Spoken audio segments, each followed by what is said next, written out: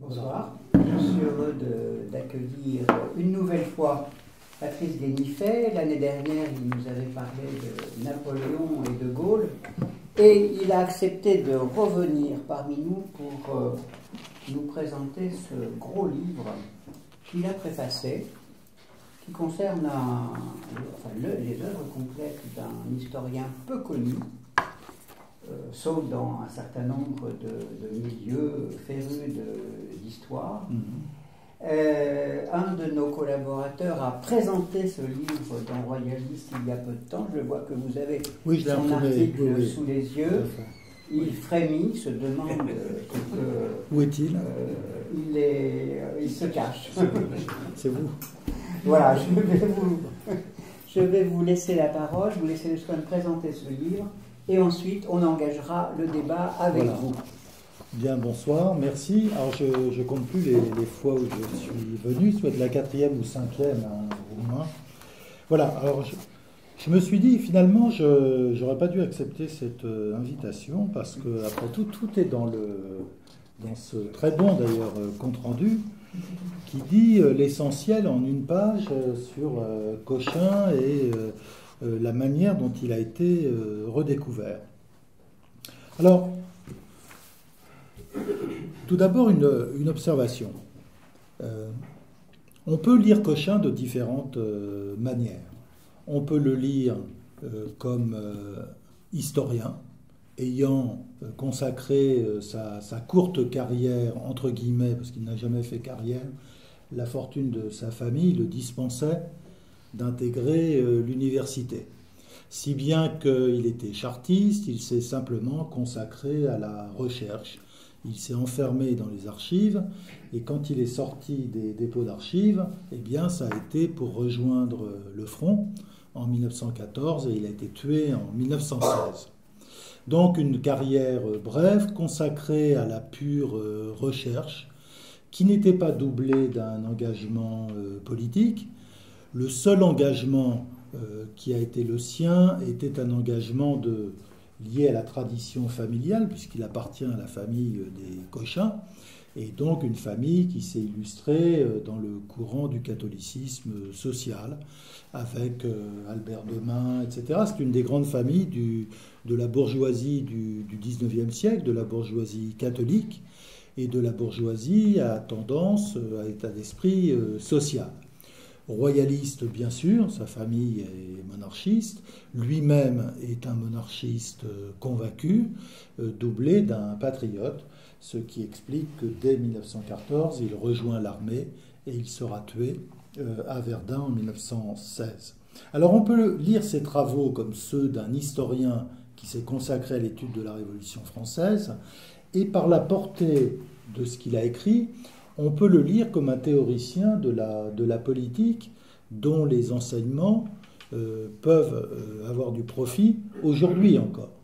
Parce qu'il a été, sans l'avoir d'ailleurs vraiment voulu, parce qu'il s'est vraiment consacré à la Révolution française, bien sûr, il est anti-républicain, il n'aime pas la République, il n'aime pas le régime, il n'aime pas la société qui est la base de ce régime républicain. Mais il n'a pas envisagé ou projeté de décrire une théorie politique ou une théorie de la démocratie. Mais il se trouve qu'à travers ses enquêtes historiques sur les élections pendant la Révolution française, sur le fonctionnement des clubs, etc., eh bien, il a esquissé ce qui est véritablement une théorie de la politique en régime démocratique. Et d'ailleurs, la plupart de ses ouvrages ont été publiés à titre posthume, puisque de son vivant, il n'a publié que quelques études et aucun livre, sauf 3 volumes d'une histoire des élections aux États généraux en Bretagne.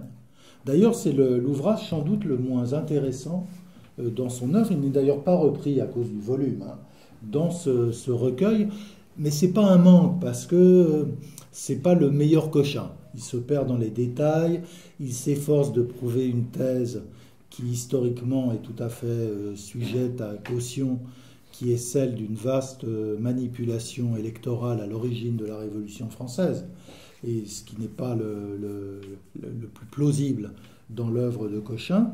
Il a donc laissé une quantité de manuscrits qui ont été publiés dans le désordre, dans des recueils publiés à des dates diverses, où parfois on reprend une partie de ceux qui ont déjà été publiés, si bien qu'il n'y avait pas d'édition cohérente et complète des textes de Cochin. Il est probable que la famille Cochin possède encore de nombreux manuscrits, mais elle n'est pas encline à communiquer beaucoup les papiers, à laisser des gens venir explorer les papiers, si bien qu'on dispose des écrits qui ont été publiés principalement dans les années 20 et les années 30, donc 10, 20 ans après la mort d'Augustin Cochin. Alors, la deuxième chose qu'on peut dire, c'est que Cochin est tombé, d'abord a été très peu connu puisqu'il n'avait pas publié. Et lorsqu'il a été publié dans les années 20 et 30 par des éditeurs proches des milieux royalistes ou proches des milieux plus généralement hostiles à la Révolution ou de milieux d'extrême droite, et bien encore dans les années 80, ce sont les éditions Copernic qui republient Augustin Cochin. Ce n'est pas les éditions du Seuil ou chez Fayard, c'est Copernic, qui est une maison très marquée à droite. Alors, Cochin a été connu des spécialistes de la Révolution française qui l'avaient lu et qui, instantanément, d'emblée, l'ont mis à l'index. Et il a traversé le XXe siècle, en tout cas une grande partie du XXe siècle, son œuvre en tout cas, au purgatoire. C'est-à-dire quelqu'un dont on n'étudiait pas, dont on ne lisait pas l'œuvre, dont on n'étudiait pas les textes, et qu'il était très mal vu de citer, ou de mettre dans une référence à la fin d'un ouvrage. Et d'ailleurs, ça n'a pas changé, c'est toujours le cas. C'est-à-dire que c'est un auteur dans l'historiographie révolutionnaire qui n'a jamais été reconnu comme un historien à part entière, dont la qualité scientifique des recherches n'a jamais été reconnue elle non plus. Et citer Cochin, c'est tout de suite s'inscrire dans une filiation qui est celle de la contre-révolution. Si bien que si un étudiant veut faire carrière, il ne doit pas citer Cochin, c'est absolument contre-indiqué. Bon, peut-être je suis la seule exception, parce que, mais pas de mon fait, parce que quand j'étais étudiant, j'étais assez prudent pour ne pas citer Augustin Cochin que j'avais lu. Mais mon directeur de thèse, François Furet, dans la préface qu'il avait donnée à mon premier livre sur les élections, avait dit que j'étais le nouveau Cochin. Bon, ça m'a fait beaucoup de tort ensuite, parce que d'emblée, j'ai été catalogué. Et comme a dit un jour un responsable du CNRS à une collègue qui se plaignait de moi, elle lui a dit, vous savez, c'est un historien d'extrême droite bien connu, donc vous ne devez pas vous en faire pour ce qu'il a pu vous dire. Alors, Cochin a été mis à l'index, et d'ailleurs, sans Furet, Cochin aurait disparu à tout jamais. C'est Furet qui a exhumé Cochin, sans tout à fait le revendiquer, mais qui l'a exhumé en 1978, lorsqu'il a publié « Penser la Révolution française », qui allait marquer un tournant dans l'histoire de l'historiographie révolutionnaire, puisqu'on peut dire que ce livre a marqué la fin de la position dominante de l'historiographie révolutionnaire de la Révolution, c'est-à-dire qu'on appelle aussi jacobine, marxiste, pas toujours justement, mais peu importe. L'historiographie jacobine de la Révolution, illustrée de Mathiez à Soboul, sans interruption. Donc dans ce livre, qui est fait en fait de 3 essais, un sur c'est ce qui est resté le plus célèbre du livre, La Révolution française est terminée, qui était une attaque en règle contre l'historiographie jacobine de la Révolution, et encadré par deux essais, dont l'un était inédit, celui sur Cochin, et un autre essai sur Tocqueville. Et donc Furet mettait en balance, en quelque sorte, Tocqueville et Cochin, comme 2 penseurs, on ne peut pas dire oubliés dans le cas de Tocqueville, mais en tout cas qui étaient assez peu convoqués, et pour l'un, pas du tout, pour comprendre la Révolution. Et la thèse de Furet, c'était que, à travers l'œuvre de Cochin et l'œuvre de Tocqueville, on avait 2 approches différentes, mais complémentaires, de la Révolution française. Alors je rappelle un peu le propos de Furet, parce qu'il il a renouvelé en même temps la lecture que l'on pouvait faire de Cochin, qui jusqu'alors était cantonné dans le camp de la contre-révolution, c'est-à-dire comme Baruel, comme Maistre, des gens qui avaient condamné globalement, entièrement et sans nuance la Révolution française et ses résultats. Alors la thèse de Furet, c'était que l'historiographie marxiste de la Révolution, marxiste entre guillemets, disons jacobine de la Révolution, ne pouvait plus, rester dominante à partir du moment où le communisme, qui avait renforcé la légitimité de la Révolution française, était entré en crise au moment de l'affaire Solienitsyn en 1974. C'est une date symbole. Et donc Furet disait désormais l'idée d'une révolution russe qui accomplirait les promesses de la Révolution française ne pouvait plus tenir, puisque la Révolution russe, désormais tout le monde le savait, c'était le goulag. Et forcément, cette lecture de la Révolution française, informée rétrospectivement par la Révolution russe et son caractère de dépassement et d'accomplissement de l'histoire, devait rejaillir sur la manière dont on regardait la Révolution française. Et que le moment était venu donc de la soumettre à un nouvel examen, à une sorte d'inventaire. C'est-à-dire de reprendre le dossier, la Révolution française ne pouvant plus être considérée comme l'aurore de l'ère des révolutions qui finirait l'histoire à un moment donné, eh bien il fallait reprendre la question. Et il disait donc, il faut rompre avec la commémoration. La commémoration qui est la manière habituelle et commune d'expliquer, d'analyser, de raconter la Révolution française. Et il disait, pour cela, on peut convoquer des penseurs critiques de la Révolution, parce que, précisément, ils n'ont jamais été dans le style de la commémoration et de la célébration. D'où le choix de Tocqueville d'un côté et de Cochin de l'autre. Alors, ce n'est pas du tout un choix arbitraire, parce que Furet dit « Tocqueville nous permet de penser l'Ancien Régime ». C'est-à-dire nous permet de penser les origines de la Révolution française. Mais Tocqueville, il a appelé son livre « L'Ancien Régime et la Révolution », mais dedans il ne parle pas de la Révolution. Et au début d'ailleurs de sa carrière littéraire, au lendemain de la publication de La démocratie en Amérique, Tocqueville avait publié un petit essai qui s'appelait, intitulé « État social et politique de la France avant et depuis 1789 ». De la même façon, l'article était consacré à avant 89, mais il n'y avait pas un mot sur 89 et après. Tocqueville n'a jamais eu aucune empathie, ni même de véritable curiosité sur la Révolution française. Pour une simple raison, c'est qu'il considère la Révolution française comme un désordre momentané et sans conséquence. Parce que le mouvement essentiel, c'est celui qui va de la fin de l'absolutisme monarchique au renouveau de la centralisation étatique sous Napoléon. Tout ce qui sépare Louis XVI de Napoléon n'a pas vraiment d'intérêt pour Tocqueville. C'est un peu comme les journées de 1848 qu'il a vécues, un désordre affreux qu'il aurait fallu réprimer, qu'on n'a pas réprimé, et dont Bonaparte se chargera de la liquidation. Donc, Tocqueville permet de penser les origines de la Révolution française. Et il dit, voilà, il ne nous permet de comprendre qu'un seul côté de la question, les origines. Mais quant au déroulement de la Révolution française, Tocqueville n'a rien à nous dire.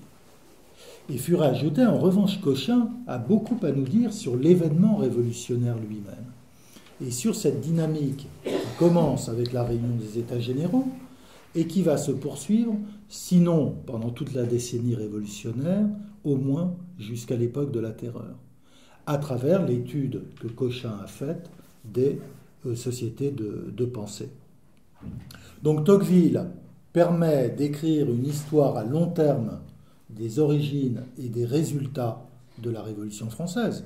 Les origines, l'absolutisme monarchique, le résultat, Napoléon. Et Cochin, entre les deux termes, permet de penser l'événement lui-même.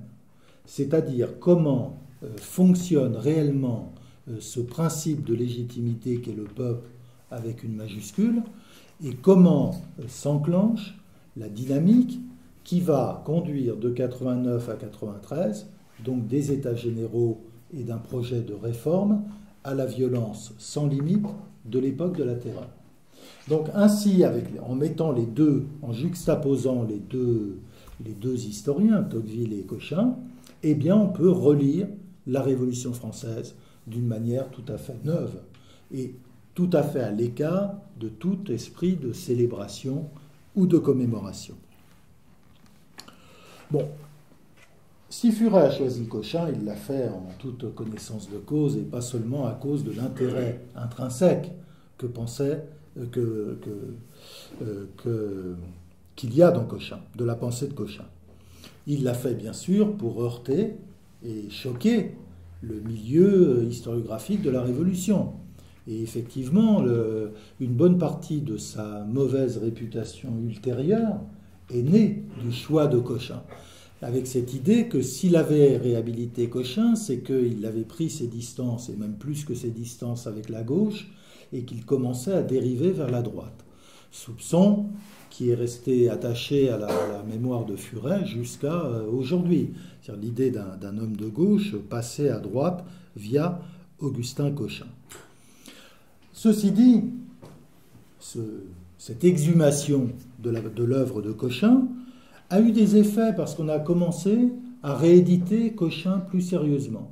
Et c'est Jean Béchler qui s'en est chargé au PUF, où il a publié un recueil d'articles en 1979.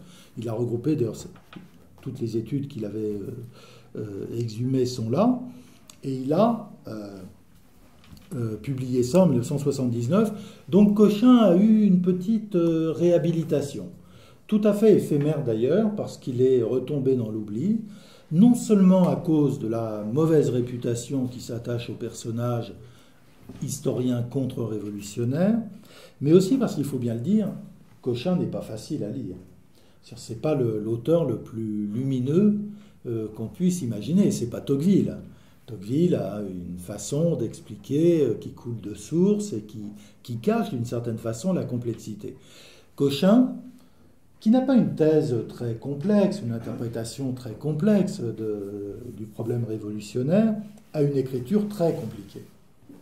Et lui, au contraire, il rajoute de la complexité à travers un langage sociologique, il faut bien le dire, qui nécessite un peu de patience quand on veut le lire, et surtout de le faire par petits morceaux, parce qu'on se lasse assez vite. Cochin n'est pas un grand écrivain. C'est un grand historien, c'est quelqu'un qui sait penser, qui pense bien, mais ce n'est pas un grand écrivain. De ce point de vue, la comparaison avec Tocqueville est absolument impossible. Alors, le moment où ça s'est fait, 1978, c'est aussi un moment important. Et il est sûr que si Cochin a été utilisé dans une stratégie de combat contre l'héritage de l'historiographie jacobine de la Révolution, en même temps, ça a correspondu à tout un contexte qui a contribué à renvoyer Cochin à l'obscurité quelques années plus tard. Parce que le moment où Furet publie son livre, c'est le moment où Chaunu commence sa campagne, sa longue campagne, pour qu'on se souvienne de la Vendée et de ce qui s'y est passé. Et au fond, il y a eu l'idée à gauche, en plus c'est l'élection de Mitterrand en 81, il y a eu l'idée à gauche que tout ça participait d'une conspiration contre la gauche, d'un retour, d'un réveil de l'esprit réactionnaire, de l'esprit hostile à la Révolution française, si bien que si Cochin aurait pu, grâce à la lecture qu'en faisait Furet, eh bien retrouver sa place dans le cercle des historiens de la Révolution, au fond, ça a fini par renforcer l'idée qu'il n'était qu'un pamphlétaire de la contre-révolution, au même titre que Baruel, l'abbé Baruel, qui avait écrit cette longue histoire, 6 volumes, du jacobinisme, qui défendait la thèse d'un complot maçonnique à l'origine de la Révolution française. Alors, Cochin est resté attaché à la contre-révolution, il n'en est pas sorti, probablement il n'en sortira jamais. Pour une raison, c'est injuste, sans aucun doute, parce que c'est une œuvre très importante, mais très probablement il restera attaché au camp de la contre-révolution, auquel il n'appartient que par conviction personnelle. Son royalisme, et son hostilité à la société moderne et au régime républicain. Cochin est avant tout, d'ailleurs plus que ses préférences politiques personnelles, c'est avant tout un ennemi de la société moderne. De ce point de vue-là, effectivement, c'est un réactionnaire. Alors sa famille est conservatrice, plus que réactionnaire. Lui, dans ses écrits, on sent qu'il est plus réactionnaire que conservateur. Ce qu'il n'aime pas, c'est moins le régime républicain que la société moderne. Et il regrette la société ancienne, celle de l'ancienne France d'avant 89, telle qu'il la voit, qui n'est pas du tout la manière dont Tocqueville la voit, et j'en dirais deux mots. Mais il voit l'ancienne France comme en quelque sorte, comme une démocratie à l'échelon local, sous la tutelle, ou la protection d'ailleurs, du roi à l'échelon national. Et il est attaché à ça, à la fois la décentralisation administrative et politique, et l'unification par le roi qu'il conçoit d'ailleurs, assez bizarrement, j'en dirai deux mots tout à l'heure, plus comme le roi de justice médiéval que comme le roi chef d'un État administratif lié au régime de l'absolutisme. Alors, malgré tout ça, Cochin reste un auteur contre-révolutionnaire, et on le lit d'ailleurs très souvent à l'abbé Baruel, qui reste la grande figure de la contre-révolution. Vous savez, il y a deux grandes figures de la contre-révolution. Il y a Baruel d'un côté, Maistre de l'autre. Il faudrait rajouter Bonald, et d'ailleurs, s'il fallait établir une filiation à l'intérieur du camp de la contre-révolution et y inscrire Augustin Cochin, c'est sans doute avec Bonald qu'il aurait le plus de liens, de proximité. Parce que Bonald a été l'un des fondateurs de la sociologie, par son enquête, d'ailleurs très peu réactionnaire, sur l'ancienne France et sur la France issue de la Révolution française. Et Bonald, comme Cochin, ignore globalement les faits pour essayer de dégager des lois sociologiques qui expliquent le fonctionnement de la société. Donc ils ont tous les deux l'idée que la volonté joue un rôle tout à fait marginal dans l'histoire. C'est-à-dire que les sociétés se développent, se transforment par elles-mêmes, en elles-mêmes, sans l'intervention de quiconque. Et de ce point de vue, Cochin n'est pas vraiment historien. Il est plus sociologue qu'historien, car il cherche des lois dans l'histoire. Bon, c'est très fin du XIXe siècle, ça aussi. Mais Bonald l'avait anticipé au tout début, dans les premières années du XIXe siècle. Quant aux deux grands maîtres de la contre-révolution, ils n'ont pas de rapport avec Cochin. Maistre, c'est le tenant d'une conception providentialiste de l'histoire. La révolution est un châtiment divin qui s'est abattu à juste titre sur la France pour la corriger de ses erreurs passées. Et vous savez, Maistre avait cette phrase dans les considérations sur la France. Il dit « Il n'y a rien de plus beau dans la Révolution française que le massacre des prêtres à la prison des Carmes. » Voilà. Pour lui, ça prouvait l'intervention divine dans les affaires humaines. C'est-à-dire que si les prêtres étaient morts, c'était pour expier non seulement leurs péchés, mais ceux du XVIIIe siècle. Alors, aucun rapport avec Cochin, qui n'est pas un esprit, qui était un homme religieux, profondément catholique, mais dans son œuvre, il n'y a absolument aucune trace de cet esprit religieux ou de ses convictions catholiques. Quant à Baruel, il est précisément le contre-révolutionnaire qui met la volonté au premier rang, puisque pour lui, la révolution, ce n'est pas un châtiment divin, ce n'est pas le moment où la société se transforme, comme le pensera Cochin. La révolution, c'est le résultat d'une conspiration, d'un complot. C'est-à-dire qu'on trouve alors à l'origine de la Révolution française un certain nombre d'individus coalisés qui ont agi, intrigués avec un but très clair dans l'esprit de Baruel, qui était de renverser la monarchie et de détruire l'Église. Alors, il construira autour de ça toute une histoire un peu baroque, puisqu'il place à l'origine de la conspiration une loge maçonnique allemande, bavaroise, la loge des Illuminés, qui effectivement avait des liens dans toute l'Europe. mais qui en réalité, on connaît bien l'histoire de cette loge du XVIIIe siècle, c'était une loge réformatrice, c'est-à-dire de gens qui s'efforçaient de moderniser le royaume de Bavière et d'accéder aux postes centraux. Mais Baruel reconstruit, et alors il voit, c'est amusant à lire, là aussi il faut le lire par petits morceaux, mais c'est assez amusant parce qu'il voit toujours des connexions. C'est le type même de l'histoire paranoïaque, qui s'efforce de percer le mystère et toujours de voir une volonté active. Et au fond, Baruel, c'est un contre-révolutionnaire à la manière des Jacobins. Parce que les Jacobins aussi voulaient voir toujours une volonté mauvaise derrière tout ce qui n'allait pas. C'est-à-dire que si les réformes ne marchaient pas, si l'opinion publique était contre la Révolution, par exemple si les Français n'acceptaient pas la réforme du clergé, en tout cas le fait qu'on exige des prêtres un serment de fidélité à la Constitution, eh bien pour les Jacobins, c'est parce que derrière ça, il y avait forcément des prêtres qui tiraient les ficelles, des contre-révolutionnaires, des Anglais, etc., etc. Et Baruel a exactement le même type de raisonnement. Si la Révolution a eu lieu, c'est parce que derrière, il y a une volonté mauvaise. C'est volonté mauvaise contre volonté mauvaise. Et d'ailleurs, dans son livre, il exhorte ses lecteurs, il écrit en 1796, donc la Révolution n'est pas finie encore, et il exhorte ses lecteurs à faire comme les Jacobins, mais pour la bonne cause. Et il leur dit, puisque les Jacobins par la terreur l'ont emporté, alors par la terreur, nous pourrons renverser les Jacobins et refaire ce qui a été défait par eux. Donc un appel à la contre-révolution.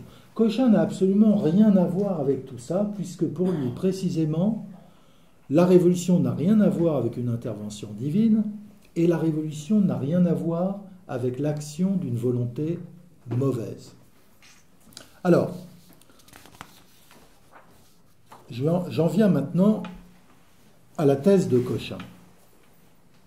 Alors, il y a une très longue introduction de Denis Sureau dans ce volume qui reconstitue tout l'itinéraire d'Augustin Cochin, et notamment son itinéraire intellectuel. Cochin part d'un goût personnel pour l'histoire. Il est de ces gens qui aiment le passé, pour le passé, et chez lui en plus c'est affectif, puisque par l'imagination, il préférerait vivre dans la France d'avant 89 que dans la France de la Troisième République où il vit. Alors, au départ, il va s'intéresser à des épisodes concernant la réforme protestante au XVIe siècle. Il a surtout la passion des archives, des vieux grimoires, des vieux manuscrits. C'est ce qu'il aime réellement. Et il a mené une vie plutôt solitaire, studieuse, enfermé dans un bureau des dépôts d'archives. Donc c'est ce qu'il aime, fréquenter les archives. Et il en viendra peu à peu à la Révolution française sans avoir vraiment de volonté de consacrer sa vie à la Révolution française dans un but militant, tout simplement de compréhension de ce qui reste pour les gens de sa génération le plus grand événement de l'histoire pour eux. La Révolution française, vers 1890, est proche encore. Elle n'a pas un siècle. Donc c'est comme pour nous aujourd'hui la guerre de 14. Et il y a à peu près le même laps de temps entre Cochin et la Révolution, même un peu moins, que entre nous et les années 30, hein, ou l'avant-guerre. Voilà. Donc il va en venir, et puis alors un jour, lui tombe entre les mains des procès-verbaux électoraux et des cahiers de doléances de la campagne de 1789, au moment de la convocation des États généraux. Et comme il n'a pas seulement le goût des archives, il sait les lire. Et il est curieux, il a un esprit curieux. Il a un esprit de... Il y a beaucoup de gens comme ça chez les historiens. C'est un fouineur. Voilà, il aime bien trouver la chose que personne n'a regardée avant lui, et puis essayer de voir si c'est intéressant. Et alors, en voyant ces procès-verbaux, il est tout à fait... ça concerne la Bourgogne, et il est tout à fait... Donc il travaille à Dijon, dans les archives, et il est tout à fait stupéfait, parce qu'il voit que dans tous ces documents venant de paroisses très diverses, éloignées les unes des autres, on emploie les mêmes mots, les mêmes phrases, dans les cahiers de doléances, on retrouve les mêmes revendications présentées de la même façon, que ce soit d'ailleurs dans les villes ou dans les campagnes. Ben, il se dit, mais comment c'est possible? À l'époque, il n'y a pas le téléphone, les nouvelles circulent mal. Comment c'est possible que tous ces gens, au même moment, aient voulu la même chose? Dans un pays qui était fragmenté, socialement, institutionnellement aussi. Chaque village avait son assemblée de paroisse. Les liens, on sait bien, très bien que dans ce monde d'avant 89, un village qui a 20 km peut être déjà comme un village qui sera à l'étranger. Souvent, les relations sociales ne s'étendent pas jusqu'à 20, 30 ou 40 km de l'endroit où on habite. Donc, un phénomène très curieux. Alors, ce mystère-là, personne ne l'avait étudié. Aucun historien de la Révolution ne s'était penché là-dessus. On avait publié des recueils de cahiers de doléances, de règlements électoraux, mais jamais on ne s'était intéressé au comment. On s'était intéressé aux résultats. C'est-à-dire le dépouillement des cahiers de doléances fait par l'Assemblée constituante lorsqu'elle s'est réunie. Mais jamais on ne s'était intéressé à la manière dont ils avaient été rédigés et dont les députés chargés de les porter à Versailles avaient été élus. Et à partir de ce moment-là, Cochin avait trouvé le sujet de sa vie, parce qu'il a senti qu'il y avait là plus qu'une énigme. Il y avait là quelque chose que personne n'avait envie d'expliquer, ni même de décrire, puisque matériellement, c'était absolument impossible. Donc il fallait bien qu'il y ait eu un principe, quelque chose, peut-être même une volonté, qui agisse pour qu'on obtienne un résultat aussi uniforme. Alors, il y a travaillé pendant 20 années de sa vie, et vous savez, il est mort, il avait tout juste 40 ans, donc il est mort jeune, il a laissé cette enquête inachevée. Cochin a connu un peu, malgré son travail de bénédictin, Cochin a connu un petit moment de célébrité en 1909, lorsqu'il s'en est pris à Aulard, qui était alors le pontife des études révolutionnaires, titulaire de la chaire de la Sorbonne, et Aulard avait attaqué Hippolyte Taine. Et Cochin vouait une admiration sans borne à Hippolyte Taine, comme tout d'ailleurs, tout ce que la France comptait de conservateurs autour de 1900.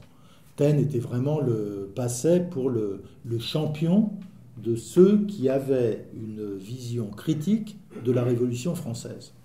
Alors que, bien sûr, toute l'université était pro-révolutionnaire et défendait l'héritage. Alors, deux mots sur Taine pour montrer, par contraste, l'originalité de Cochin sur lequel je vais revenir ensuite. Taine a eu... Aujourd'hui, on se souvient à peine de Taine.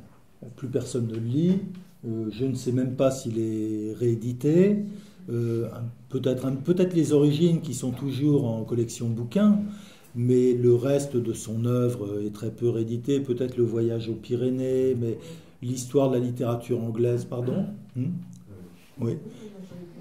Voyage dans les Pyrénées, mais pas la littérature anglaise, par exemple, qui est probablement son plus grand livre.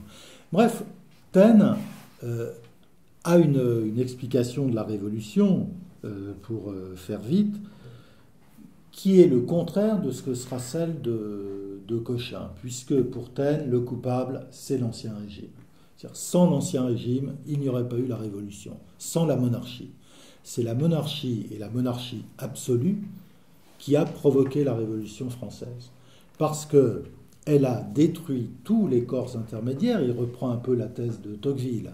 La monarchie française a détruit, à partir de Louis XIV, tous les corps intermédiaires, et donc nivelé la société, l'offrant à l'action de l'État d'abord, et à l'action des factions ensuite, au moment de la Révolution française.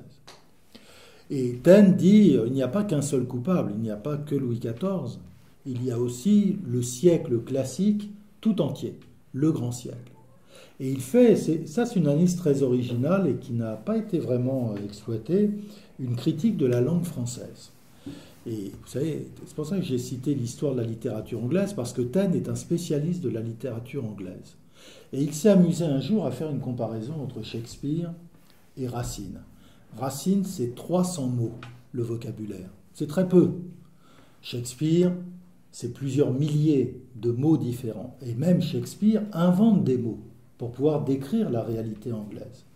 Et Taine dit ce qui s'est passé en France, c'est qu'on a épuré le langage au moment même où on épurait la société. C'est-à-dire où on la simplifiait, où on la rationalisait. Le langage, la langue française, est devenue la plus belle, la plus élégante et la plus parfaite de l'univers. Mais, disait-il, c'est une langue qui est incapable de nommer le réel. Et il disait, regardez le théâtre du XVIIIe siècle, il est envahi de stéréotypes. Dans le théâtre de Diderot, vous n'avez pas un seul personnage réel. Il n'y a que Marivaux qui échappe, et Molière avant lui, comparé au théâtre élisabétain ou au théâtre anglais. Et donc, disait Taine, on a accoutumé les Français à une langue qui parle d'autre chose que de la réalité.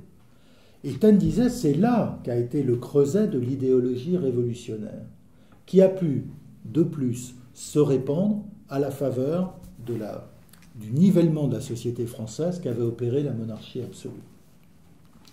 Alors, Cochin était très admiratif des thèses de Taine, et plus encore du courage de Taine dans son combat contre la doxa pro-révolutionnaire.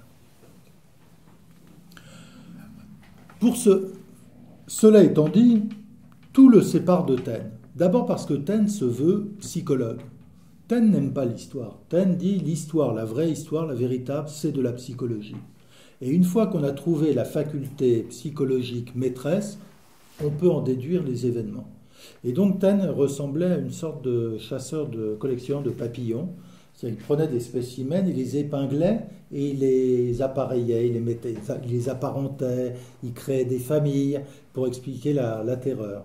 Et par exemple, toute son interprétation de la terreur est fondée sur un triple portrait de Marat, le fou, une partie du personnage révolutionnaire, Danton, la crapule, le voyou, et Robespierre, le cuistre de province. Et il dit, voilà, la Révolution française, c'est ça, c'est l'association entre des déments sanguinaires, des brutes, des flibustiers, comme il dit à propos de Danton, qui finalement sont les plus sympathiques parce qu'ils ont un côté humain. Et le pire, c'est le cuistre de province, c'est-à-dire le type qui, sans la Révolution, aurait continué d'écrire des poèmes amoureux, des bleuettes, et de chanter des chansons dans des académies locales. Voilà. Cochin récuse tout ça, parce que Cochin, qui a lu Durkheim, croit à la sociologie. Il croit donc que la réalité peut être ramenée à des lois, c'est-à-dire qu'on peut décomposer la réalité pour en dégager les lois qui ensuite permettront de comprendre. De ce point de vue, cet anti-moderne est très moderne dans sa démarche intellectuelle. Parce qu'après tout, rien n'est plus moderne que la sociologie. C'est-à-dire l'idée que l'on peut analyser et comprendre la société. Si on avait dit à Joseph de Maistre qu'on peut comprendre la société, il serait enfui. Parce que pour lui, précisément, il y a dans l'homme en général et dans toute société, dans toute communauté, une part de mystère qui renvoie à la dimension divine. Donc toute sociologie est absolument impossible. Cochin, de ce point de vue-là, est très moderne. Il croit à la sociologie. Il a lu Durkheim. D'autre part, il croit qu'il y a une urgence à comprendre ce qu'est la société post-révolutionnaire parce qu'il est patriote et il vit après 1870. Vous savez que la défaite de 70 a été un traumatisme qu'on a oublié parce que depuis, il y a eu celle de 40. Et on pense que celle de 40 a été la pire. Mais celle de 70 était aussi terrible que celle de 40. Parce que c'est une défaite absolument brutale, en quelques jours, et une défaite inattendue, et une défaite que suit une tragédie que sera la Commune. Donc de ce point de vue, ça laisse une impression très profonde qui fait que tous les gens qui vont arriver à l'âge adulte après 1870, et d'ailleurs certains de ceux qui sont arrivés à l'âge adulte avant, comme Ernest Renan par exemple, eh bien vont se dire qu'il est très urgent de comprendre la société pour la reconstruire, pour l'améliorer et pour la mettre en état de réussir la revanche contre l'Allemagne, qui est l'obsession de cette génération des années 1880-1900. Et de ce point de vue, Cochin est un homme dont les préoccupations sont quand même de son temps, par l'influence qu'exerce sur lui la sociologie, et d'autre part par cette motivation patriotique qu'est la revanche pour toute cette génération. Alors, quelques mots sur la thèse de Cochin. Bon, je l'ai dit, elle est simple, elle est présentée dans un langage très compliqué, mais au fond, elle n'est pas très compliquée à comprendre. C'est une comparaison entre avant et depuis la Révolution française. Alors, avant. Avant, la France est composée de corps, communautés, corporations, villes, ordres, États, etc., etc., dont chacun possède une personnalité juridique. En effet, une paroisse peut attaquer le roi en justice, peut aller devant le Parlement, demander réparation d'une injustice, etc., etc. Chaque entité possède une personnalité juridique.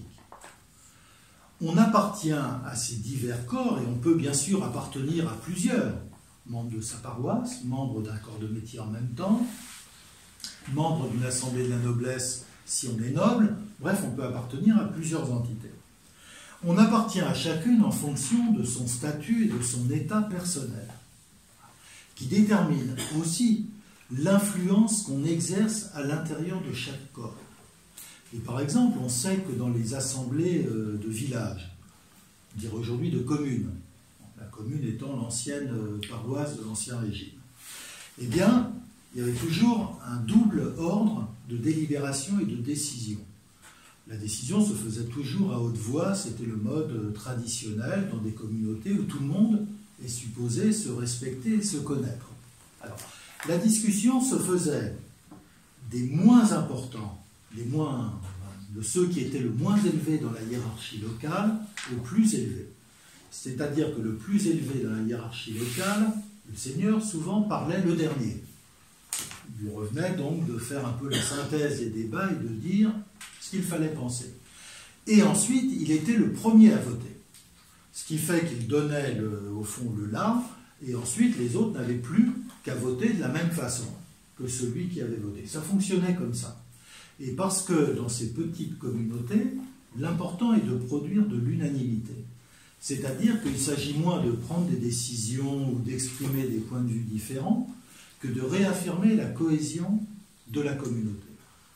Le deuxième trait de ces communautés qu'aime tant Cochin, c'est qu'on n'y prend pas de décision. On y énonce des vœux, simplement, des doléances. Et on charge celui qui parle le mieux ou qui sait le mieux écrire de porter ces doléances devant les agents du roi compétents. Et la décision finale appartient, en toute discrétion, aux représentants du roi qui peuvent mettre la requête au panier ou bien y donner suite. Alors juridiquement, on peut dire que c'est une fiction. Fiction de participation, fiction de prise de décision. En réalité, non, parce que tout dépendait des relations qu'entretenaient ces communautés avec la tutelle administrative. Et comme le gouvernement royal était de fait décentralisé, l'intendant est un représentant du roi, mais par la réalité de son travail, l'intendant est aussi le représentant des communautés auprès du roi, le jeu était beaucoup plus souple que ne le laisse croire ou deviner la lettre des textes. Alors ça, c'était le monde de l'Ancien Régime, ce monde qui a détruit la Révolution. Et alors, la thèse de Cochin, c'est que dans le courant du XVIIIe siècle, sans qu'on puisse dater à quel moment, une autre forme de sociabilité émerge dans la société française, qui n'est plus du tout corporative, qui n'est plus du tout inégalitaire, qui au contraire est individualiste et égalitaire. Et c'est ce qu'il appellera la société de pensée. Alors, ça peut être la société de lecture, ça peut être bien sûr les loges maçonniques du XVIIIe siècle. Bref, un type de société, d'entité, dont on devient membre par initiative personnelle et par approbation par l'ensemble dans lequel on veut entrer, indépendamment de son statut, dit Cochin. C'est-à-dire qu'on n'y entre plus parce qu'on est dans la vie réelle, boucher, charpentier, curé, noble, etc.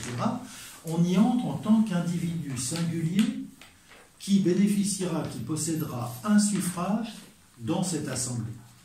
Et il dit que ça bouleverse absolument tout, parce que désormais on a des sociétés qui, juridiquement en tout cas, sont des sociétés d'égaux, où chacun a une voix, chaque voix contribuant à former l'opinion commune qui ensuite retombera sur l'ensemble des associés. Bref, le principe de la loge maçonnique au XVIIIe siècle. Il ne faut pas chercher dans le détail la vérification de cette thèse. On sait que les loges maçonniques étaient beaucoup moins égalitaires que ça. Il y avait d'abord les femmes avaient leur loge à elles, c'est vrai qu'il y en avait.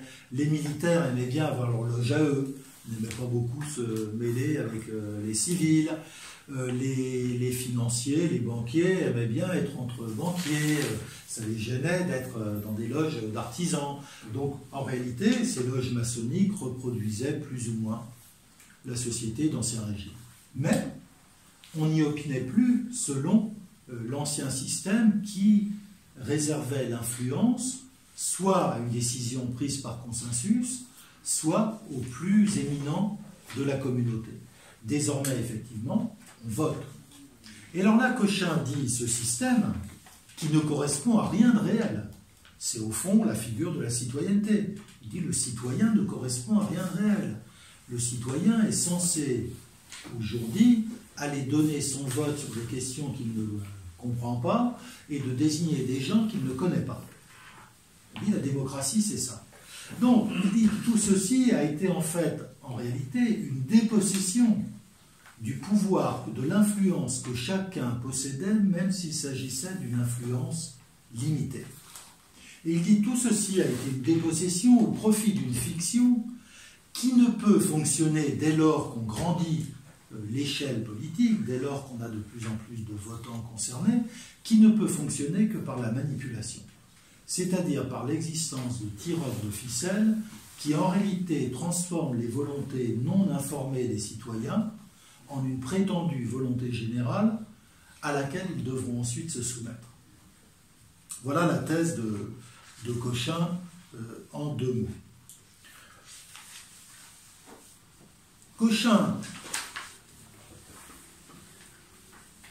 dans cette thèse, n'est pas seul à l'époque. C'est pourquoi il est très injuste de l'avoir oublié, parce qu'il est l'un des grands penseurs des débuts de la démocratie de masse. Parce que la Troisième République, c'est le vrai début de la démocratie de masse, avec son suffrage universel et avec ses partis politiques supposés organiser l'exercice du suffrage. Et en même temps où Cochin analyse, compare l'Ancien Régime et la société moderne, d'autres le font. Notamment Roberto Michels, qui va publier un livre resté très célèbre, et lui aura droit aux honneurs, La loi des reins de l'oligarchie, où Roberto Michels dit la démocratie est une fiction, c'est toujours le petit nombre qui décide. Parce que dans toute décision collective, il y a toujours le petit nombre de ceux qui savent réellement quels sont les enjeux et qui manipulent le vote. Michels rejoindra le fascisme italien un peu plus tard. Il vient de l'extrême gauche, il rejoindra le fascisme italien. Et il y a un de mes auteurs favoris qui est le russe Ostrogorsky, pour qui j'ai une sympathie, plus que pour Cochin d'ailleurs, pour Ostrogorsky, qui était un personnage étonnant, j'en dirais deux mots, mais je ne veux pas rester long là-dessus. C'était un juif russe, libéral, et il a cru dans la révolution de 1905. Alors il a participé à la révolution de 1905 en Russie, et puis quand elle a échoué, il a émigré, il est parti, il est venu s'installer à Paris pour trouver la vraie démocratie. Il a été un peu déçu, là. Il est parti à Londres. À Londres, pas mieux. Finalement, il s'est installé à New York.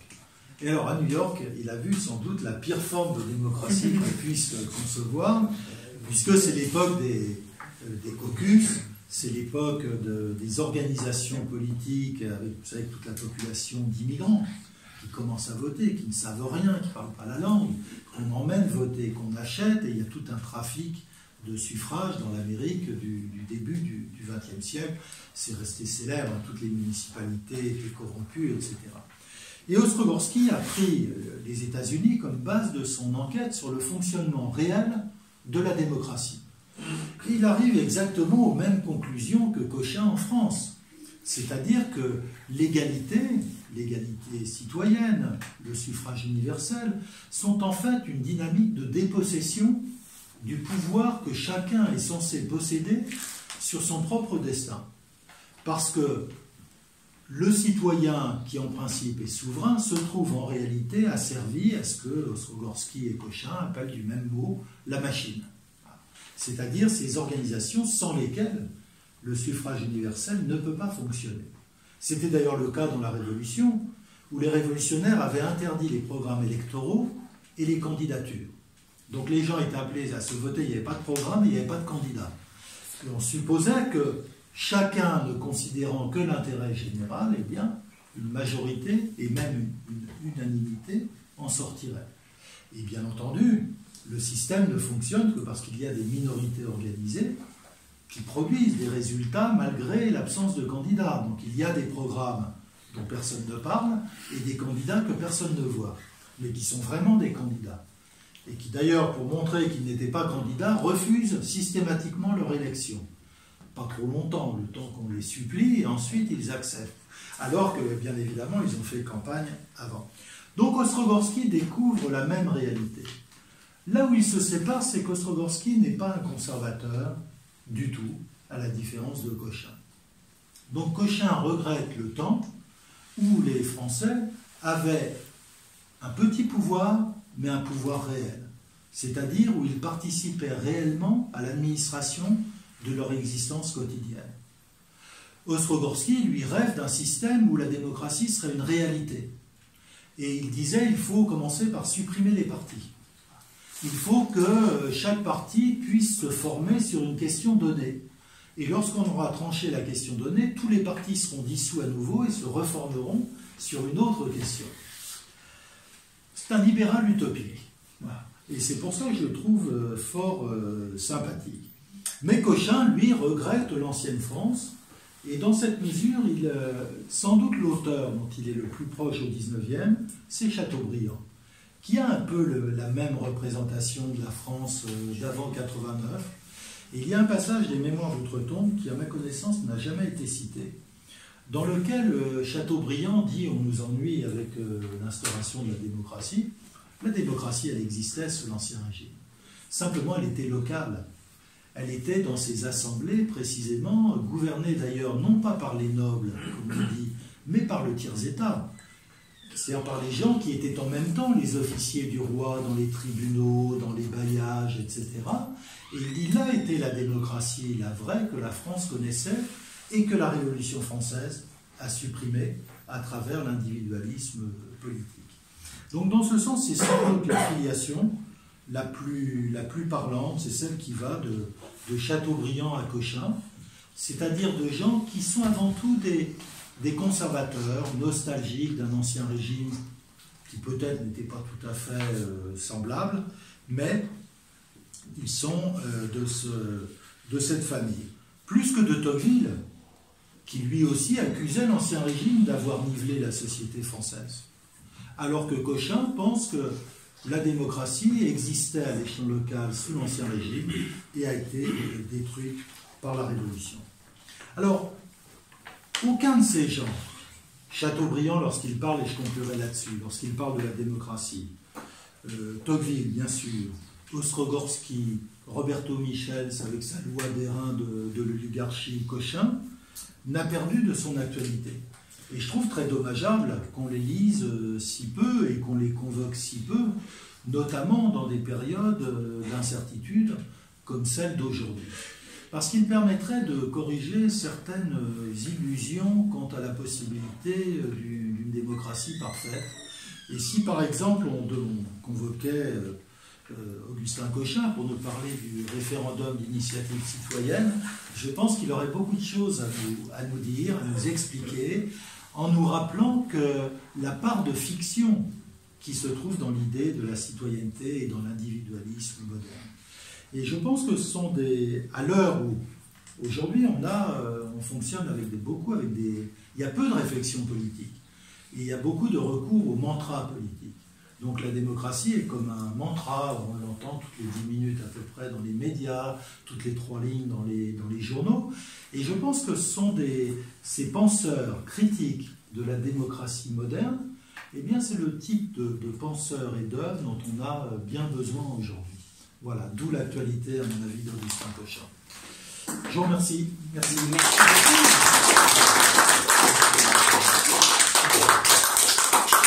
J'espère que ce n'était pas trop embrouillé. Pas du tout. Le débat est ouvert. Voilà. C'est Laurent qui l'anime en l'absence de Raoul.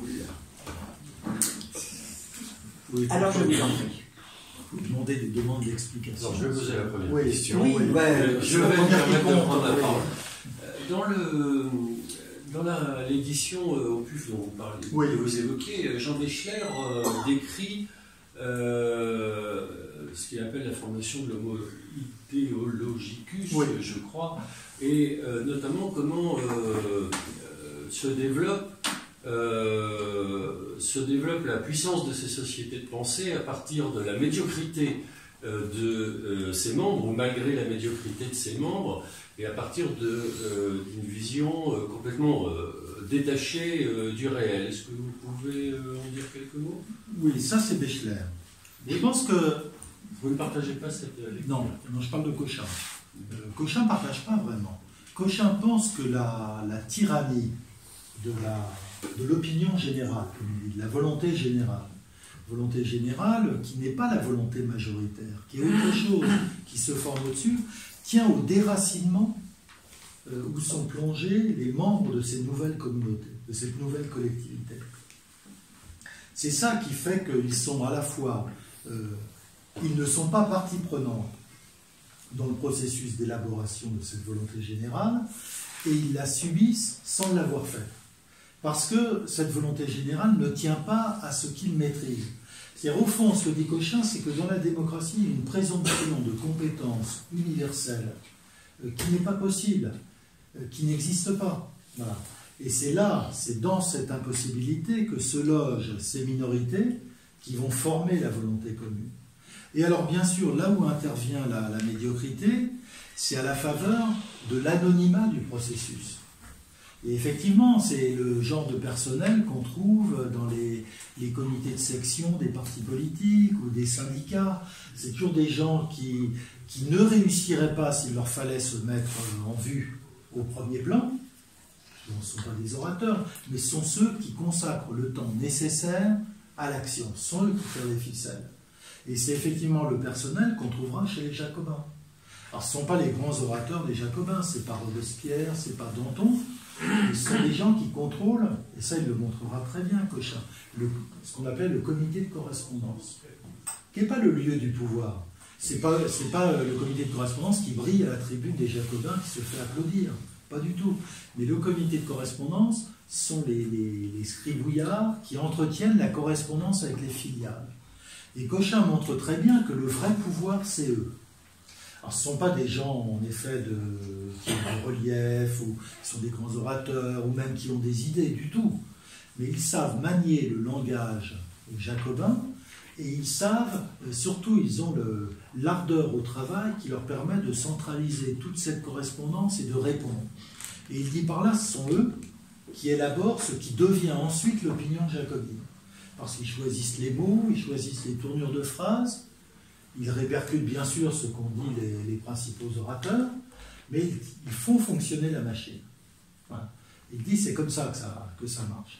Et on peut penser donc effectivement, si on parle des États-Unis, à ces comités électoraux, qui là encore étaient des gens qui se tenaient dans l'ombre. Aucun d'entre eux n'était candidat. Simplement, ils travaillaient pour des candidats. Donc ce sont eux qui contrôlent le pouvoir. C'est ça qu'explique Cochin. Donc il y a à la fois le fait que le citoyen moderne est globalement perdu, il est appelé à se prononcer sur des choses qu'il ne comprend pas et qu'il ne peut pas maîtriser, par exemple, je ne sais pas, la politique financière ou autre, et d'autre part, le système favorise la médiocrité parce qu'il favorise ceux qui se tiennent dans l'ombre et qui font tout ce travail bureaucratique qui permet à la machine de fonctionner. Donc c'est ça la réponse de Cochin. Je ne sais pas si c'est une réponse convaincante. C'est une réponse intéressante. Voilà. Patrick. Oui, vous avez évoqué le conflit avec Hollard, mais vous ne pas aller plus loin par la citation. Et puis le deuxième élément, est-ce qu'il y a quelque chose pour traiter de l'apparition de ces sociétés savantes? Quelle est la cause? Pourquoi apparaissent-elles à ce moment-là? A-t-il une explication? Ou cherche-t-il une explication? Non. Ou simplement constate-t-il? Non, il constate. Il constate que ça apparaît, bon, c'est connu, parce qu'on les rencontre après tout, bon, les historiens en général l'expliquent par la diffusion plus large de la presse, de la lecture, c'est-à-dire par une élévation du niveau d'instruction, et puis par, comment dire, par l'espèce de crise où est entrée la monarchie absolue depuis la fin du règne de Louis XIV. C'est-à-dire au fond une société qui tend à se reconstituer à part du pouvoir royal. C'est-à-dire que commencerait vers 1715, et ça c'est pas une hypothèse fausse, l'idée que le chemin de la monarchie et celui de la société française commencent à se séparer. Et puis quand on arrive au milieu du siècle avec le conflit entre les parlements et la couronne, ça s'élargit encore jusqu'à quand la Révolution française éclate, c'est ce que disait Baruel, en réalité la monarchie était déjà morte en 89. Donc ça c'est pas faux, cette idée que il l'explique pas tel quel, mais ça c'est Tocqueville qui l'explique plutôt, en disant que effectivement la société française se constitue de manière autonome en dehors de l'espace de la monarchie, comme c'était le cas traditionnellement, où tout découlait de la monarchie. C'était la monarchie qui reconnaissait les corps, qui dispensait la célébrité, les honneurs, les récompenses. Et au XVIIIe, c'est ce qu'on appellera l'opinion publique. Alors l'opinion publique, c'est pareil, c'est personne. On ne sait pas qui c'est. Hein. Aujourd'hui non plus, on ne sait pas qui c'est l'opinion publique. Voilà. Mais c'est vrai qu'au XVIIIe, il y a ça. Et alors dans cette recomposition de la société, effectivement, le phénomène des salons au sommet de la société gagne en importance. Et ces salons, c'est vrai, se démocratisent. C'est-à-dire qu'on y voit entrer des gens qui probablement avant n'y auraient pas eu leur place. Et ce qui leur donne un billet d'entrée, c'est leur fortune, c'est l'argent. Alors qu'avant, c'était quand même les salons regroupaient des aristocrates et puis des écrivains, des philosophes, des musiciens, etc., qui étaient là en fonction de leur talent. On voit aussi se multiplier, ça c'est vrai, les cercles de lecture. C'est-à-dire les systèmes, les petites bibliothèques où on prête les livres, où surtout on vient lire des journaux dont les abonnements sont très chers, le Mercure de France, tout ça c'était très très cher. Hein. C'était rare les gens qui pouvaient se payer un abonnement annuel.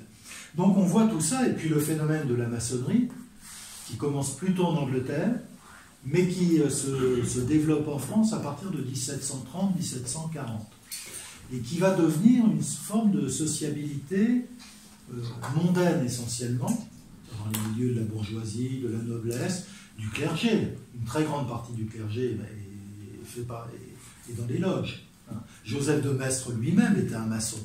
Il était un maçon occultiste, hein, la maçonnerie écossaise. Donc, et ça va déborder vers le bas au fur et à mesure que le siècle avance. Donc effectivement, c'est ce qu'il entend par société de pensée. Toutes ces formes nouvelles qui ne sont plus directement liées au modèle monarchique, qui était un modèle hiérarchique, corporatiste et organiciste. Donc effectivement, c'est quelque chose de réel qui se passe au XVIIIe siècle et qui contribue sans doute au déclenchement de la Révolution à la fin du siècle. Ah, et vous m'avez posé sur Hollard. Le conflit avec Hollard. Ah, parce que Hollard avait tapé sur Taine en disant que Taine prétendait avoir vu les archives, mais qu'en réalité, il inventait ses codes d'archives, que ses origines de la France contemporaine étaient pleines d'erreurs.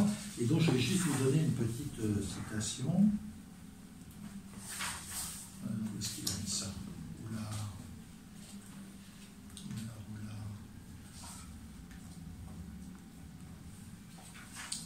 Alors, où est-il? Où sont nos pensées? Je ne retrouve pas. Ah, attendez.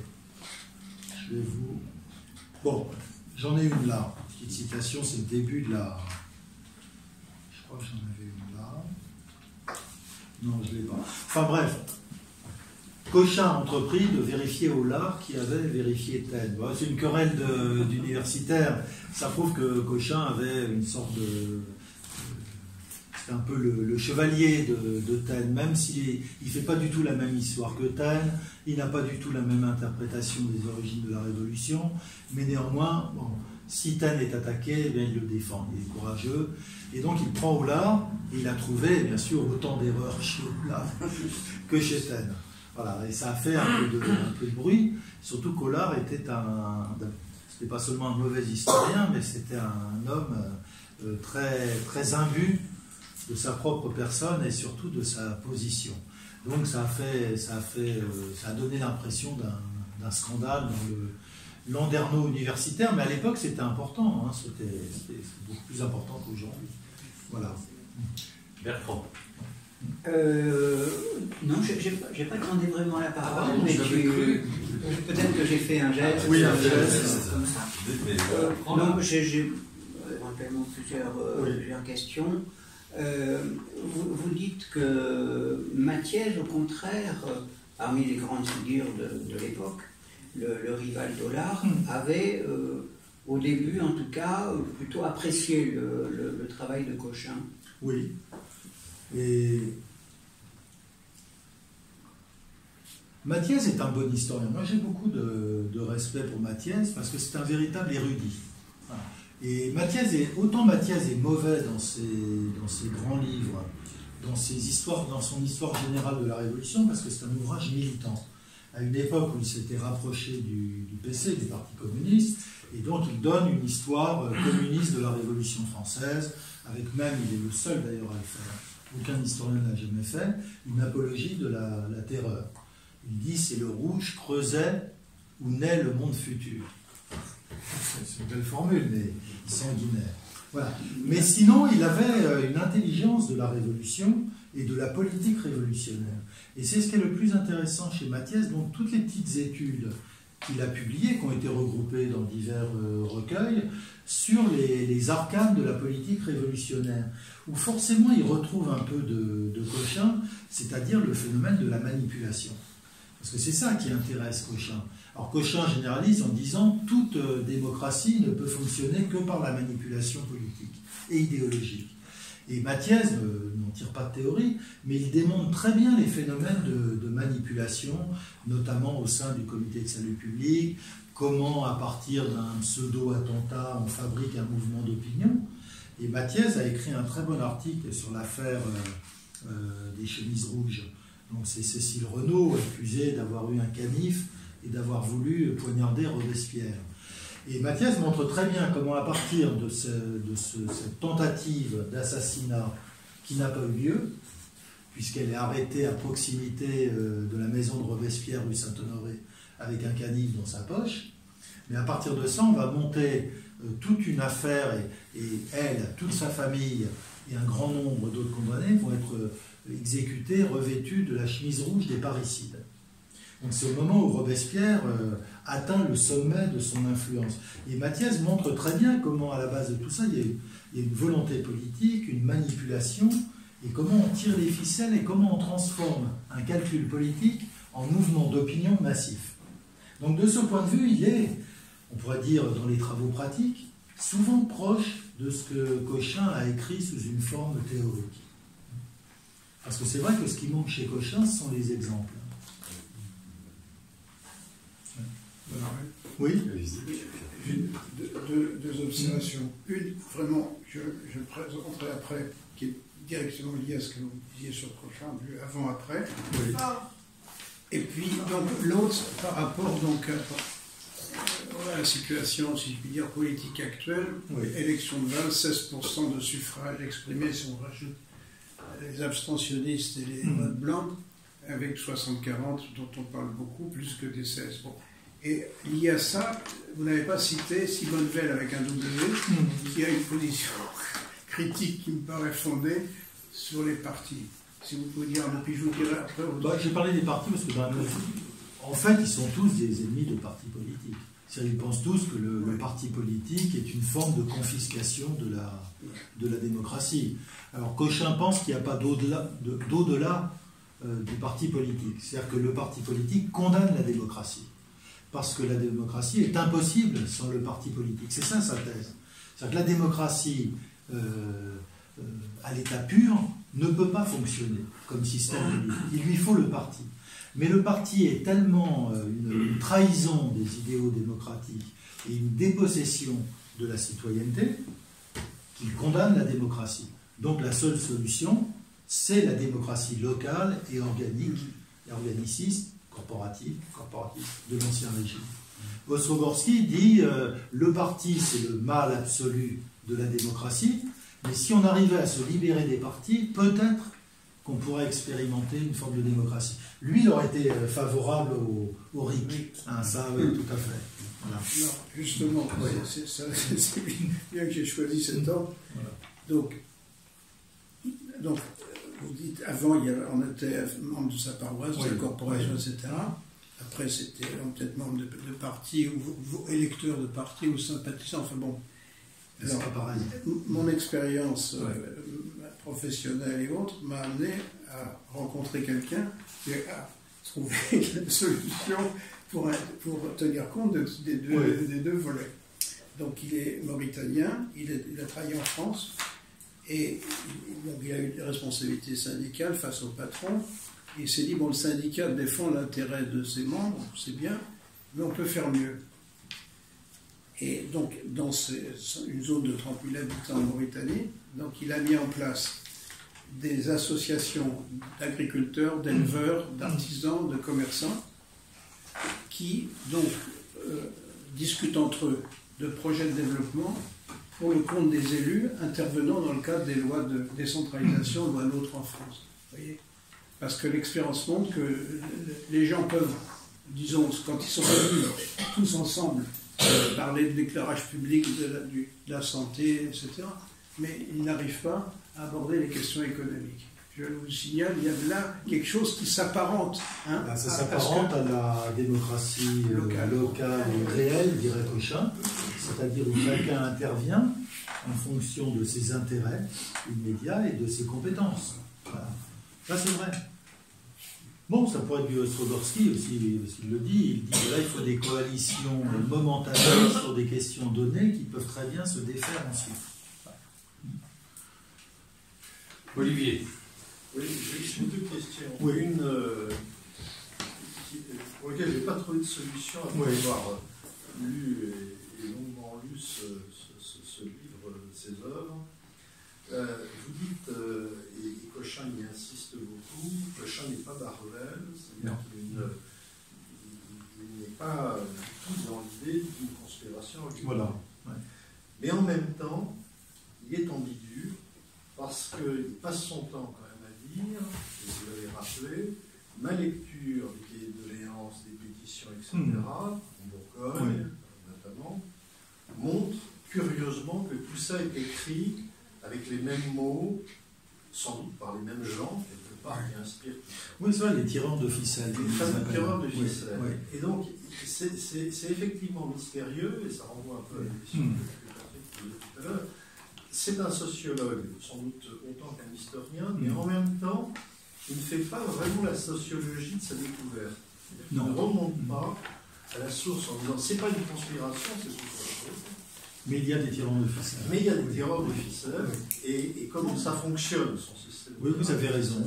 Oui. Donc on reste un peu dans l'ambiguïté, et pour avoir lu assez complètement le livre, on ne trouve pas d'explication sociologique de tout ça. La société de pensée, c'est presque autre chose. Enfin, il développe que c'est à l'origine de tout ça. Mais en fait, les sociétés de pensée, il y en avait autant, et des diverses un peu partout, qui pensaient sans doute des choses très différentes. Sans doute très différentes.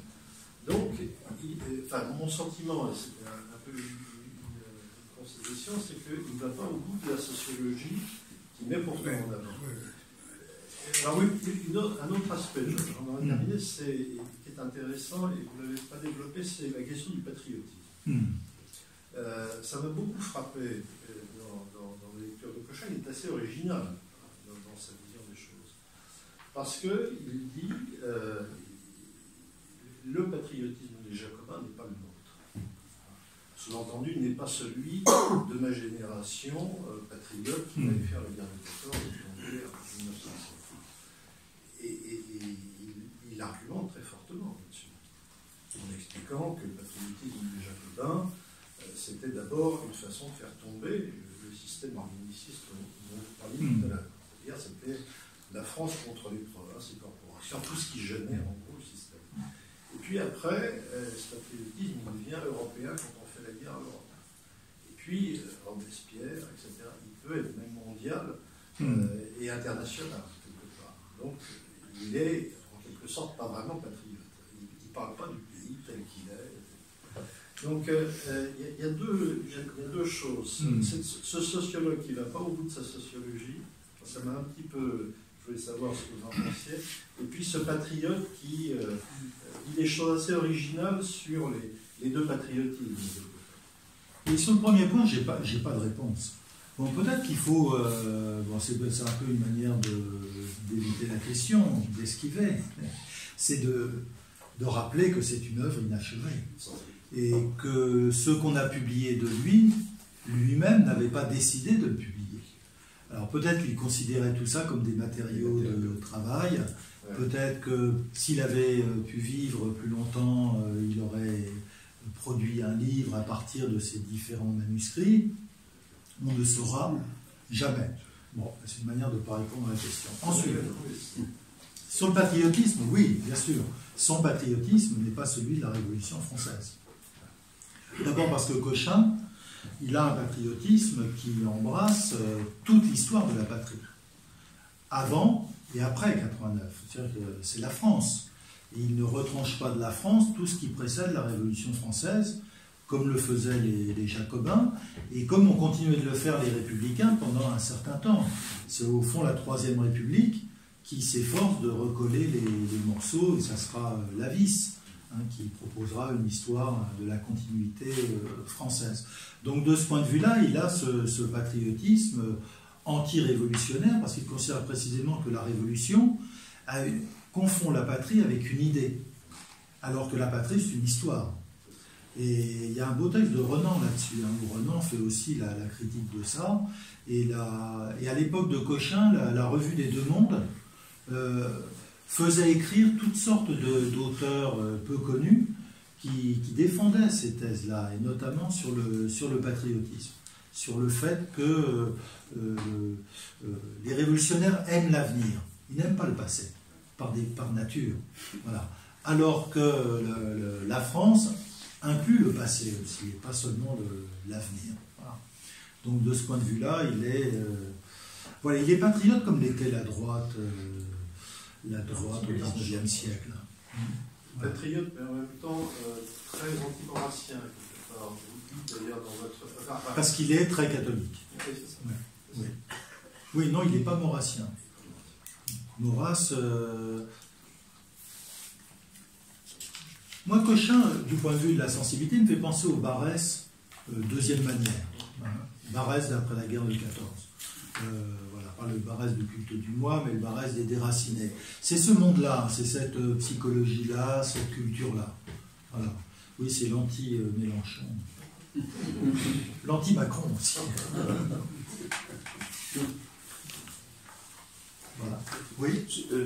Vous avez expliqué donc cette conception de la démocratie donc par petites cellules où on avait un vrai pouvoir local. Oui. Mais ce que je ne comprends pas trop, c'est comment on passe de cette collection de petites entités démocratiques au gouvernement d'un État qui, forcément, oui, mais comment ça se passe entre les deux? Il y a bien un moment donné c'est pas la démocratie locale qui décide ce que fait le roi. Non, elle ne décide rien. C'est ça. Elle propose, elle porte des vœux, elle énonce des vœux. Et qui concerne son petit monde. Voilà, qui concerne son petit monde. Les affaires étrangères, la conduite, la gestion du trésor, la guerre sont du ressort du roi, pas du ressort des communautés locales. Simplement, cette démocratie existe au niveau de l'administration, en fait. C'est-à-dire, c'est une espèce d'autogestion, et c'est vrai, ça fonctionnait comme ça. C'est-à-dire que s'il fallait réparer le clocher de l'église, les habitants se réunissaient, et décidaient, alors est-ce qu'on va vendre quelques bois communaux, qui étaient des propriétés collectives, parce que non seulement ce sont des personnalités juridiques, mais aussi leur cohésion est fondée sur des propriétés collectives. Donc on pouvait vendre un peu de bois pour réparer le clocher de l'église ou pour entretenir un chemin, etc., etc. Donc c'est à ce niveau-là que ça fonctionnait. Oui, mais justement, comment est-ce qu'il y a une possibilité de démocratie quand on sort de ces petites unités? Il n'y en a pas, c'est ça. Donc de toute façon, il n'y en a pas. Et donc la critique, à la limite...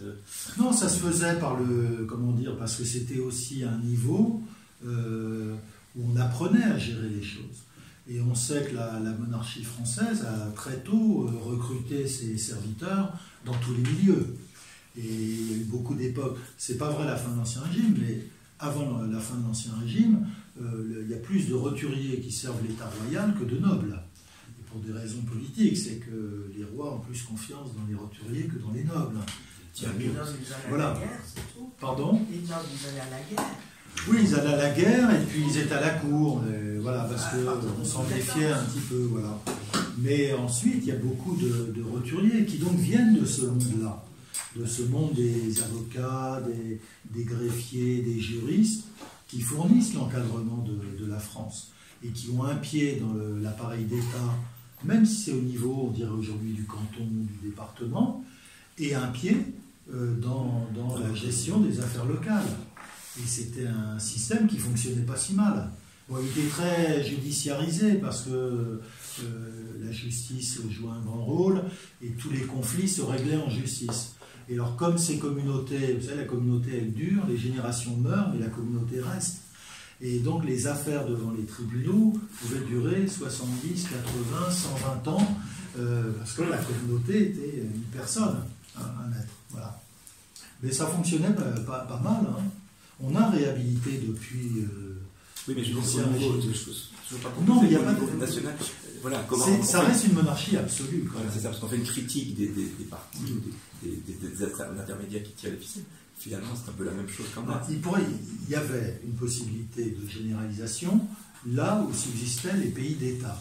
Mais les pays d'État étaient les provinces les plus tardivement rattachées et frontalières surtout, plus la Corse. Donc c'était les dernières provinces. Tous les autres étaient devenus pays d'élection, comme son nom l'indique, où il n'y avait pas d'élection. Donc, mais si par exemple la monarchie française, à une époque lointaine, au XVe siècle, probablement au XVe siècle, avait fait comme la plupart des pays européens, c'est-à-dire institutionnaliser des assemblées consultatives, pas représentatives au sens moderne, mais consultatives. Les Cortes en Espagne, la diète dans les pays germaniques, il y avait des assemblées dans les principautés italiennes, il y en avait en Autriche, etc. Eh bien, probablement, la participation aurait été aussi à un niveau plus élevé, par le biais, par exemple, des États généraux. Mais simplement, la monarchie française, à partir de Louis XI, s'engage dans une voie qui est celle de l'absolutisme. Et si les États généraux seront convoqués, ça sera uniquement par mesure d'expédient ou dans des circonstances très graves. La dernière fois en 1614, il n'y en aura plus avant 1789. Donc au fond, à partir de ce moment-là, l'État et l'administration locale se sont trouvés tout à fait séparés. Oui. Alors que dans la plupart des pays, la monarchie, précisément, ne devient pas absolue. Même si la couronne d'Espagne imite la couronne française, parce que Versailles, c'est superbe, mais en même temps, il y a les Cortes, la couronne d'Aragon conserve sa personnalité, etc., etc. Et en l'Allemagne, j'en parle même pas, mais les Pays-Bas, l'Autriche ne seront jamais des monarchies absolues. Donc c'est la singularité du cas français, hein, qui probablement a fini par tuer la monarchie. Alors, quel est l'éclairage de Cochin sur les taux d'abstention pendant les élections de la Révolution française qui étaient absolument qui dépassent ceux qui sont déjà considérables aujourd'hui? Par exemple, Pétion, il a été élu maire de Paris, je crois, contre Lafayette, avec 9 000 électeurs sur 200 000 électeurs, donc 4,5% du corps électoral. L'Assemblée législative, il y a eu un taux énorme, et pour la Convention, on atteignait 80% d'abstention. 80-90% à Paris, dans le département de Paris. Oui. Quel est son éclairage sur ces C'est que précisément, les Français qui avaient encore pu, au moment des États généraux, rédiger des doléances, parce que sous l'Ancien Régime, ce qui compte, c'est ça. C'est pas d'élire un mandataire, parce qu'on élit automatiquement celui qui présente le mieux, pour aller voir l'intendant, ou aller discuter avec les officiers du roi. Donc l'important, c'est de discuter des affaires locales, de ce qui concerne les gens. Et ça, ils l'ont fait encore au moment des élections aux États généraux, où tous les cahiers de doléances, d'ailleurs, ne sont pas aussi uniformes que le soutien Cochin, mais peu importe. Alors qu'à partir de 1790, on leur interdit de débattre. La délibération est interdite. Ils doivent simplement voter. Au nom du principe, un homme, une voix. Et ils doivent voter pour des candidats qui n'existent pas sur des programmes qui ne sont pas rendus publics. Donc forcément, les gens restent chez eux. Ils ne comprennent pas Et il y a beaucoup d'affaires, j'ai fait ma thèse sur les élections pendant la Révolution. Et il y a beaucoup de protestations, d'interrogations, où on ne sait pas très bien comment il faut faire. Et donc très vite, les minorités militantes s'emparent du processus. La commune de Paris est signée, je crois, par 400 ou 500 personnes. Oui, bien sûr. Il y a un film qui va remplacer la commune légale le 10 août. Voilà, exactement. Non, c'est le règne des activistes et des minorités organisées, c'est-à-dire de ceux qui se sont réunis avant l'élection et qui savent très bien qui ils vont faire passer. Et si vous êtes, je ne vais pas reprendre ça, mais dans mon livre sur les élections, j'avais fait une étude de la distribution des suffrages. Et on voit très bien que si vous contrôlez 10%, voire moins, d'une assemblée, parce qu'on vote en assemblée, comme ici, si vous contrôlez 10%, voire moins d'une assemblée, vous êtes absolument certain de faire passer votre candidat si vous êtes entendu, parce que les autres ne savent pas qui est candidat. Donc ils vont voter pour qui? Peut-être pour eux-mêmes, pour quelqu'un qu'ils aiment bien, qu'ils estiment, ou pour quelqu'un qu'ils détestent, en disant on va l'envoyer à Paris siéger. Donc, c'est mécanique. Voilà. Et alors, bien sûr, au début, il y a encore une participation en 90 d'à peu près 50%, et puis plus les années passent, on finit à 10% la veille du 18 brumaire. 90% d'abstention. C'est-à-dire que là, ne vont voter que ceux qui sont élus. Un système de cooptation simple. Et regardez, aujourd'hui, on n'a plus de gauche et de droite. Les gens n'ont plus voté. Ils n'ont plus de choix. Non, ils n'ont plus qu'un choix apparent. Donc, on voit bien que la participation, elle se maintient uniquement pour l'élection présidentielle à cause du statut du président, mais pour tout le reste, c'est la chute amorcée. Bien sûr. Avec en plus une montée des votes blancs, des abstentions considérables, même à l'élection présidentielle. Et si oui. Le vote était-il à bulletin secret ou non? Oui, sous la Révolution, il y a bulletin secret, sauf quand on décide qu'il sera à haute voix. Non, mais en général, il y a bulletin secret. À partir de 92, aux élections pour la Convention, il est dans une majorité d'assemblées à haute voix. Voilà. Ou par acclamation. Donc là, à Paris, par exemple, on vote à haute voix. En plein massacre de septembre. Donc les récalcitrants ne sont pas tentés d'aller voter. Pourquoi n'y avait-il pas d'appel à la candidature? Parce que, au nom d'un principe, ils avaient tous été au collège, dans les collèges religieux, où on leur apprenait, on les gavait en fait d'histoire classique, d'histoire romaine. Et donc, ils avaient tous eu à plancher sur Cicéron, et notamment sur un discours de Cicéron condamnant les candidatures électorales. Vous savez qu'à Rome, chaque candidat organisait des banquets, et c'était une prime aux plus riches. Donc organisait des banquets, et dans la rue se faisait suivre par le cortège de ses partisans. Et quand on rencontrait un autre candidat avec le cortège de ses partisans, ça tournait en affrontement. Voilà. Alors il y avait eu des tentatives pour en finir avec les excès liés aux candidatures électorales dans des élections qui étaient annuelles à Rome. Et donc les révolutionnaires se sont dit, ont hérité de cette représentation-là et se sont dit, voilà, quelqu'un qui se déclare candidat et quelqu'un qui fait passer son intérêt personnel avant l'intérêt public, l'intérêt général. Donc forcément c'est un mauvais candidat, parce que c'est quelqu'un qui, lorsqu'il va être en fonction, va exercer ses fonctions dans son intérêt à lui. Ce qu'il nous faut, ce sont des gens vertueux que le peuple ira chercher au sein de la multitude, et avec le rêve qu'ensuite les gens ayant exercé des fonctions rentreront dans la vie privée. Alors, Washington. Ouais. Oui. On devait avoir une dispersion des voix. Terrible. Ça ne se voit pas forcément dans les procès-verbaux des élections à la Convention. Non, parce qu'il y a très peu de votants. Donc la dispersion... oui, mais il peut y avoir plusieurs centaines de votants dans un département, dans un collège électoral. Ça peut aller jusqu'à, oui, 150, 200, oui, dans un collège électoral. Mais on est déjà au deuxième degré. Oui, oui, oui. La manipulation est surtout au premier degré. Parce qu'au deuxième degré, on retrouve qui?